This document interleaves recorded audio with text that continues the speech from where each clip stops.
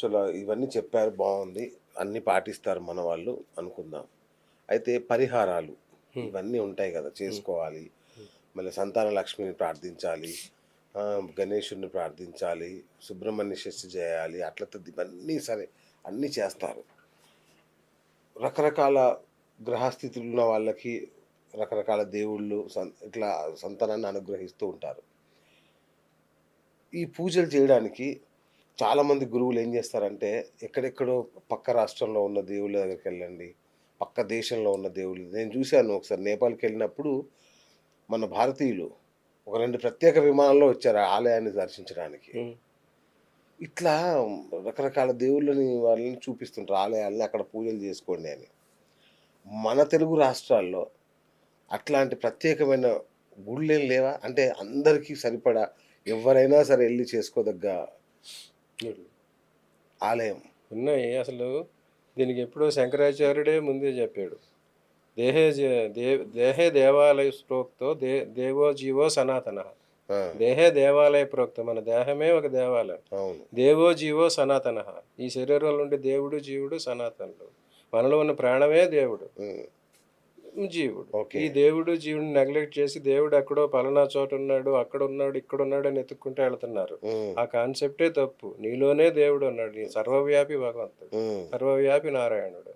నీలోనే నువ్వున్నాడని తెలుసుకుంటే నీకేమీ ఉండదు. ఓకే. అప్పుడు ఆ ప్రక్రియకెళ్ళొచ్చు. ఓకే. సో, అక్కడ ముందు నీవు నీ దేహం గురించి, నీ దేవుడి గురించి, జీవుడి గురించి తగిన జాగ్రత్తలు అయన్నీ తీసుకుంటే నిత్య పూజలు అటువంటివి కనీసం రోజుకొక 5 నిమిషాలన్నా భగవంతుడి కోసం అర్పించి, హ్మ్. నువ్వు ఏ రకంగా అనుకున్నావో ఆ భగవద్ ధ్యానంలో ఉంటే అది దేవుడు శాంతిస్తాడు. ఈ ఓకే. జీవుడికి కావాల్సిన ఆహారాలు అవి సమయానికి ఇస్తే జీవుడు శాంతిస్తాడు. ఓకే. ఈ 2 వదిలేసి ఏదో ఒకటి నెగ్లెక్ట్ చేసి దేవుడు అక్కడున్నాడని అక్కడ పరిగెట్టడం, హ్మ్. ఈ దేవుడిని నెగ్లెక్ట్ చేసి సమయానికి భోజనం అటువంటివి భోజనం ఇవ్వకుండా పెట్టకుండా చేసి హాస్పిటల్ పాలవ్వటం, ఈ 2 మానవ జాతి చేసుకున్న పెద్ద తప్పిదాలు. ఓకే. సో, నీ ధర్మం నువ్వు ఆచరించన్న. దేహధర్మం, దేవధర్మం 2 ఆచరిస్తే దానికుంటది. హ్మ్. ఇక జరిగిందేంటంటే, ఇప్పుడు మనం అన్ని నక్షత్రాలు 27 నక్షత్రాలున్నాయి. అవును. 27 నక్షత్రాలకి మళ్ళీ 4, 4 పాదాలున్నాయి. హ్మ్. 108 పాదాలవుతాయి. హ్మ్. ఆ 108 జప సంఖ్య.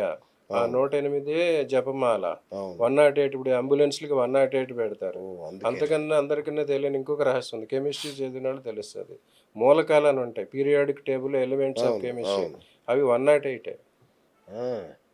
ఒక లెక్క ప్రకారం 108 ఇంకో లెక్క ప్రకారం 118 ఆ! ఆ మూలకాలన్నీ ఒక్కొక్క పాదానికి రిప్రజెంట్ చేసే భూములు ఇవన్నమాట ధాతువులన్నమాట. అబ్బబ్బా! ఆ! సైన్స్‌కి సైన్స్ ఎక్కడుంది సైన్సే జ్యోతిష్యం జ్యోతిష్యం, జ్యోతిష్యం సైన్స్ జ్యోతిష్యం, లాగుంది. సైన్స్ అబ్బా! ఇవన్నీ సరిగ్గా ఎక్స్‌ప్లెయిన్ చేయగలరు. ఆ! 108 మూలకాలు, 108 ధాతువులు. ఆ హ్మ్. 108 పాదాలు. ఆ 108 పాదాల్లోనే మనం ఏదో ఒక పాదంలో పుడతాం. అచ్చా! సో, ఈ 108 పాదాలకి నువ్వు 108 పాదాలకి ఒక్కొక్క పాదానికి ఒక్కొక్క శివాలయం ఉంది. హ్మ్. మనం హ్మ్. ఏ పాదంలో పుట్టామో ఆ శివాలయానికెళ్ళి జీవితంలో ఒక్కసారన్నా అక్కడ పూజలు చేసుకుంటే మనకి సర్వదోషాలు పరిహారం అవుతాయి. ఓహ్! అవి గోదావరి జిల్లాలు. గోదావరికి అటుపక్క, ఇటుపక్క కొన్ని కృష్ణా జిల్లాల్లోనూ, కొన్ని ఇక్కడ అన్ని మొత్తం ఆంధ్రప్రదేశ్ మొత్తంలో హ్మ్. ఈ 108 శివాలయాలు ఉన్నాయన్నమాట. ఎక్కడున్నాయి గురుగారు అవి? ఎక్కువ గోదావరి పరివాహకంలోనే ఉన్నాయి. అచ్చా! అశ్విని రకరకాల ప్లేస్‌లో ఉన్నాయా? రకరకాల ప్లేసుల్లో ఉన్నాయి. ఓకే. అశ్విని నక్షత్రం ఒకటో పాదానికి ఒక చోట, రెండో పాదానికి అలా ఉన్నాయండి. దగ్గర అంటే దగ్గర దగ్గర దగ్గరే ఉంటాయా? దగ్గర దగ్గరే. ఆ! ఒకే ఊర్లోనా? ఓకే. లేదంటే వేరు వేరు ఊర్లు. ఊర్లోనా? అంటే అది కూడా జస్ట్ చుట్టుపక్కలే. ఆల్‌మోస్ట్ దగ్గరగానే ఉంటాయి. సో, ఆ 108 శివాలయాల్లో మన నక్షత్ర పాదానికి ఏ శివాలయం అని ఆ! అక్కడికెళ్ళి అక్కడ జీవితంలో ఒక్కసారైనా ఓకే. వీలైతే మన కష్టాలొచ్చినప్పుడైనా, లేతే మన సంతోషం కలిగినప్పుడైనా వెళ్ళి అక్కడ ఆరాధన, పూజలు చేసుకుంటే ఆ! ఎటువంటి దోషాలు, భయాలు ఇంకుండవు.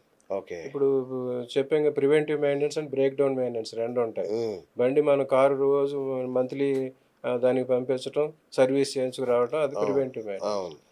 అనవసరంగా డబ్బులు దొబ్బుతున్నారు ఎందుకురా అని ఆపేసి బ్రేక్ డౌన్ ఆ! అవుతుంది. ఆడిని అవును. పట్టుకొచ్చి చేయటం. అవును. సో, ఆడిని మోసుకొచ్చి టో పెట్టి బండి పట్టుకెళ్ళి మళ్ళీ అవును. హాస్పిటల్‌కి ప్రివెంటివ్ మెయింటెనెన్స్ చేసుకుంటారా? బ్రేక్ డౌన్ మెయింటైన్ చేసుకుంటారా? ఓకే. రోజు పూజలు చేసాం, భగవంతుడిని ఆరాధించడం, నీ దేహ ధర్మం, జీవధర్మం పాటించడం ప్రివెంటివ్ మెయింటెనెన్స్. హ్మ్. ప్రాబ్లమ్ వచ్చినప్పుడు పరిగెత్తడం ఇవన్నీ ఎక్కడ పెడితే అక్కడికి వెళ్ళటం. ఇది అదే గురుగారు ఇప్పుడు 108 దేవాలయాలని జెప్పారు గదా! ఇది బావుంది. అంటే ఎవరైనా అక్కడ పూజలు చేసుకుంటే వాళ్ళ సమస్యలన్నీ తీరుతాయి. అవును. అది సంతాన సమస్య కావచ్చు, ఏ ఏ సమస్య రకమైన సమస్యలు వారి ఉన్నా జన్మజాత సమస్యలన్నీ తీరాలి. వండర్ఫుల్. వండర్ఫుల్. అయితే నేనేమంటానంటే గురుగారు, మన చాలామంది భక్తులున్నారు. వాళ్ళందరూ కలిసి లేదంటే నెలకొకసారి గానీ, అట్లా మీతో వద్దామనుకుంటే, మీతో వచ్చి మీ చేతుల మీదుగానే ఆ ఆలయాల్లో 108 ఆలయాల్లో పూజలు చేసుకోవాలంటే కుదురుతుందా? ఆ! చెయ్యొచ్చు. ఆ! ఎవరైతే వారి జాతకాన్ని పరిశీలించి, ఆ! వారి నక్షత్రం ఏ పాదంలో ఉంది, ఆ పాదానికి ఏ దేవాలయం ఆ! అన్నది చెప్తాం. ఆ! అలాగే ఆ నక్షత్ర పాదాల్లో జన్మించిన వాళ్ళు ఒక 10 మంది, 20 మంది ఒక గ్రూప్‌గా కలిసొస్తే హ్మ్. వాళ్ళందరినీ తీసుకెళ్ళి వాళ్ళకక్కడ మనం ఓకే. కావాల్సిన ఓకే. పూజలయి అచ్చా చేయించు. ఏ అన్నీ అక్కడే ఉన్నాయి గాబట్టి, అన్నీ. ఏదున్నా ఏది అశ్విని నక్షత్రం ఒకటో పాదానికి పలానా ఆలయం. ఆ! అక్కడ తీసుకెళ్ళి వాళ్ళందరూ అశ్విని నక్షత్రం ప్రథమ పాదంలో పుట్టిన వాళ్ళంతా ఓ 10, 10 మంది, 20 మంది ఒక గ్రూప్‌గా వచ్చారంటే ఆ! వాళ్ళని మనం అక్కడ తీసుకెళ్ళి ఓహో! చేయించొచ్చు. ఓకే. అటువంటిది కూడా వాళ్ళందరినీ మనం రైట్.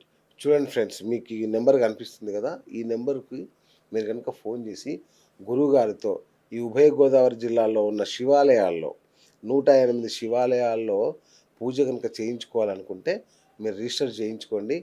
గురువుగారిని తీసుకొచ్చే బాధ్యత నాది. మనం ఎళ్దాం. ఎళ్లి అక్కడ విశేష పూజలన్నీ చేసుకోవచ్చు. అంతే కదా గురుగారు? అట్లనే. రైట్. అంటే మీరొస్తే మన వాళ్ళు గూడా వస్తారు. తప్పనిసరిగా. మీ చేతుల మీద జరిగితే ఇక బ్రహ్మాండంగా ఉంటది. దైవ సేవ, మాధవ యెస్. సేవ, మానవ యెస్. సేవ. యెస్. గ్రేట్. గ్రేట్ గురుగారు. సో, ఫైనల్‌గా సంతాన ప్రాప్తి కలగాలి అంటే ఎవరైనా ఏం చేయాలి? ఎలాంటి పద్ధతుల్ని పాటించాలి?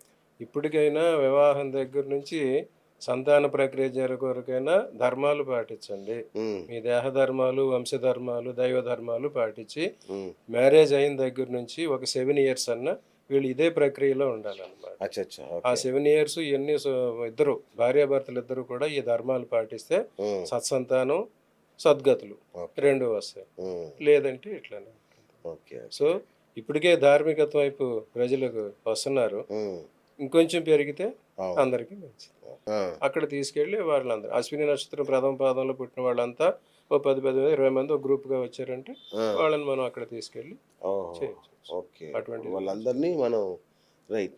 చూడండి ఫ్రెండ్స్, మీకు ఈ నంబర్ కనిపిస్తుంది గదా! ఈ నంబర్‌కి మీరు గనుక ఫోను జేసి, గురువుగారితో ఈ ఉభయ గోదావరి జిల్లాలో ఉన్న శివాలయాల్లో 108 శివాలయాల్లో పూజ గనుక చేయించుకోవాలనుకుంటే, మీరు రిజిస్టర్ చేయించుకోండి. గురువుగారిని తీసుకొచ్చే బాధ్యత నాది. మనం ఎళ్దాం. ఎళ్లి అక్కడ విశేష పూజలన్నీ చేసుకోవచ్చు. అంతే కదా గురుగారు? అట్లనే. రైట్. అంటే మీరొస్తే మన వాళ్ళు గూడా వస్తారు. తప్పనిసరిగా. మీ చేతుల మీద జరిగితే ఇక బ్రహ్మాండంగా ఉంటది. దైవ సేవ, మాధవ యెస్. సేవ, మానవ యెస్. సేవ. యెస్. గ్రేట్. గ్రేట్ గురుగారు. సో, ఫైనల్‌గా సంతాన ప్రాప్తి కలగాలి అంటే ఎవరైనా ఏం చేయాలి? ఎలాంటి పద్ధతుల్ని పాటించాలి? ఇప్పటికైనా వివాహం దగ్గర నుంచి సంతాన ప్రక్రియ కొరకైనా ధర్మాలు పాటించండి. హ్మ్. మీ దేహ ధర్మాలు, వంశ ధర్మాలు, దైవ ధర్మాలు పాటించి హ్మ్. మ్యారేజ్ అయిన దగ్గర నుంచి ఒక 7 ఇయర్స్ అన్నా వీళ్ళు ఇదే ప్రక్రియలో ఉండాలన్నమాట. అచ్చచ్చా! ఆ ఓకే. 7 ఇయర్స్ ఇయన్నీ ఇద్దరు భార్యాభర్తలిద్దరూ కూడా ఈ ధర్మాలు పాటిస్తే హ్మ్. సత్సంతానం, సద్గతులు ఓకే. 2 వస్తాయి. హ్మ్. లేదంటే ఇట్లనే ఉంటుంది. ఓకే. So, okay. ఇప్పటికే ధార్మికత వైపు ప్రజలకు వస్తున్నారు. హ్మ్. ఇంకొంచెం పెరిగితే అవును. అందరికీ మంచిది.